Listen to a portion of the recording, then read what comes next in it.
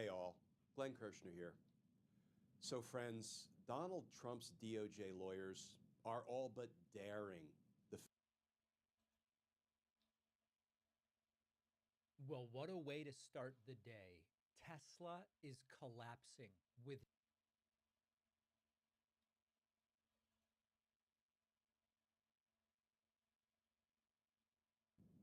So friends, in the accuses government, meaning the Trump administration and his DOJ lawyers, judge accuses government of willful and bad faith stonewalling in deportation case.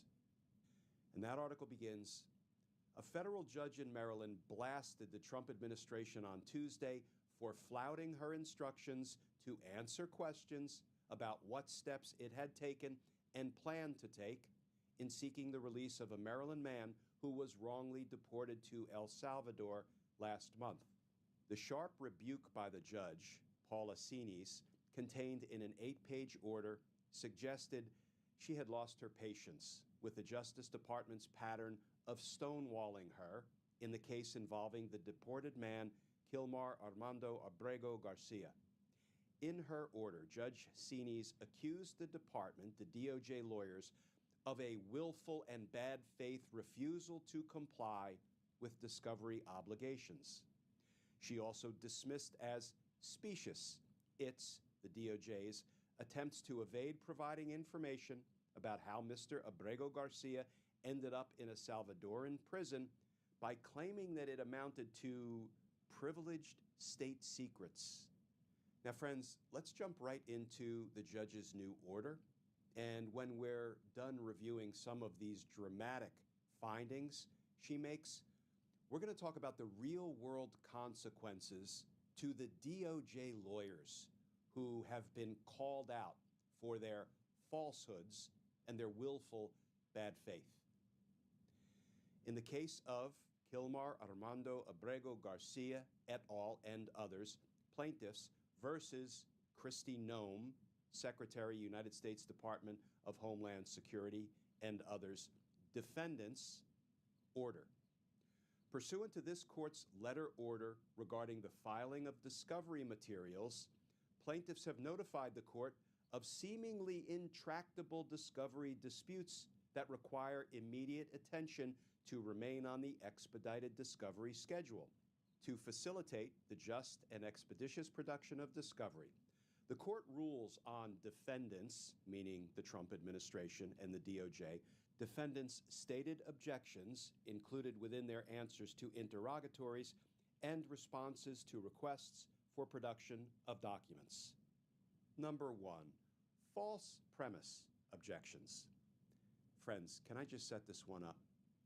You have undoubtedly heard, probably many times over, that the judge previously ordered the Trump administration to facilitate Abrego Garcia's release from prison in El Salvador, and that was affirmed and reinforced by the Supreme Court. So get this, under the heading of false premise objections, defendants, the Trump administration, through the arguments being presented by his DOJ lawyers, defendants object to certain discovery because they claim the requests are based on the, quote, false premise that the United States can or has been ordered to facilitate Abrego Garcia's release from custody in El Salvador. Defendants, the Trump administration, and their counsel, the DOJ lawyers, well know that the falsehood lies not in any supposed premise, but in the DOJ's continued mischaracterization of the Supreme Court's order.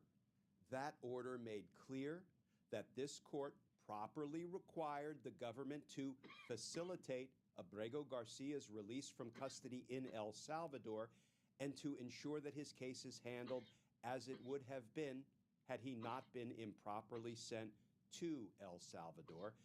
Defendants, Trump and his DOJ lawyers, objection reflects a willful and bad faith refusal to comply with discovery obligations. So, friends, before we tick through some of the other findings by the judge that are extraordinarily damning of the Trump administration and his DOJ lawyers, I want to pause here for just a minute to take on the implications, the consequences of a federal judge making those findings about how DOJ lawyers are behaving. They're offering things like, quote, falsehoods to the court. They're acting in, quote, willful bad faith in refusing to comply with court orders. So what are the consequences when a judge finds that DOJ lawyers engaged in this kind of misconduct, this kind of unethical behavior? Generally speaking, there are a few consequences attorneys will suffer once a judge makes those kinds of findings. But the first really depends on the leadership of the Department of Justice. If the Department of Justice was led by people who cared about the ethics, the integrity, the candor, the honesty of the lawyers they sent into court to argue these cases, well, then the lawyer could be sanctioned by the Department of Justice, frankly, could lose their position, maybe even lose their job with the federal government. I mean, these findings are devastating to the career of a Department of Justice lawyer in normal times when DOJ leadership cares about the rule of law and the oath that all attorneys take to the Constitution, not to the president. So another consequence is these lawyers will almost certainly be referred to their state bar. What does that mean? So if you're a lawyer with the Department of Justice, such that you're going into federal court and handling cases, here's how things typically work. After you graduate law school, you take a state bar exam in, your state of residence, most typically. Once you pass the bar and you join the federal government, the Department of Justice, and become a practicing DOJ lawyer, you can practice in all federal courts around the country. You just have to be barred in one state. You have to have a law license issued by one state. However, if there are allegations of misconduct, of ethical violations, particularly if a judge has found that you engaged in misconduct, DOJ lawyers will almost certainly and invariably be referred to their own state bar counsel for an investigation and for possible sanctions up to and including disbarment. So these lawyers are, in a very real sense, putting their bar licenses on the line by making these false arguments and by acting in willful bad faith. And then there is a third potential consequence inside the Department of Justice. There's something called the Office of Professional Responsibility, OPR. That's an office that is empowered to investigate, among other things, allegations of attorney misconduct. But do you really think Pam Bondi's DOJ, right, the Department of Justice as led by Attorney General Pam Bondi and her henchmen like Todd Blanche and Emile Beauvais, do you really think they're going to refer their own attorneys to their internal ethical watchdog, the Office of Professional Responsibility, to be held accountable for these unethical acts that they are undertaking in furtherance of the Trump administration? Friends, you've heard me say before, I'm not a betting man. I am not a high roller. $1 is my betting limit. I wouldn't put one nickel of that $1 maximum bet on DOJ policing the ethics of their own in Trump-related cases. Let's go back to some of the other findings in Judge Sini's new order. Here's just a flavor of some of the judge's other findings. DOJ's boilerplate, non-particularized objections are presumptively invalid and reflect a willful refusal to comply with this court's discovery order and governing rules. Although defendants state now that they are willing, have continued to rely on boilerplate assertions. That ends now.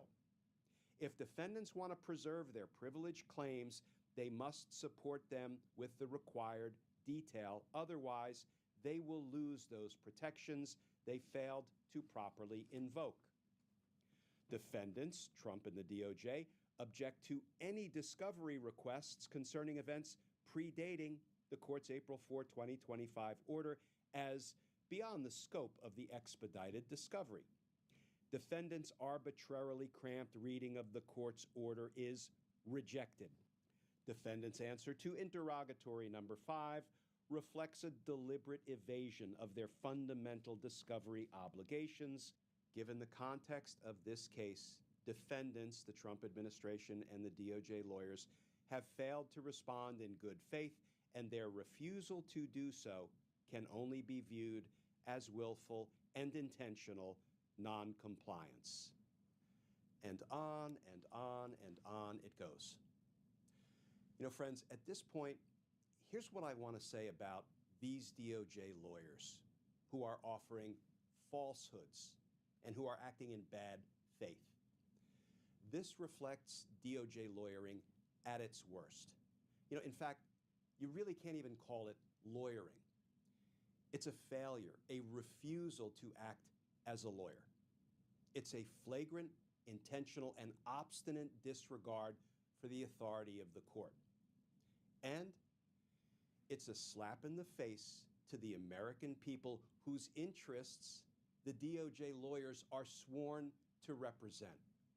Put another way, it's like sending a Trump PR flack into court to thumb their nose at the judge, to mock the rule of law, and to undermine our Constitution. No, these people are not acting like DOJ lawyers. They're acting like the dictator's little helpers. And I have to believe that they ultimately will be held accountable for the damage they're doing, not just to Abrego Garcia, but to all the American people. Accountability. Because justice matters. Friends, as always, please stay safe. Please stay tuned. And I look forward to talking with you all again tomorrow.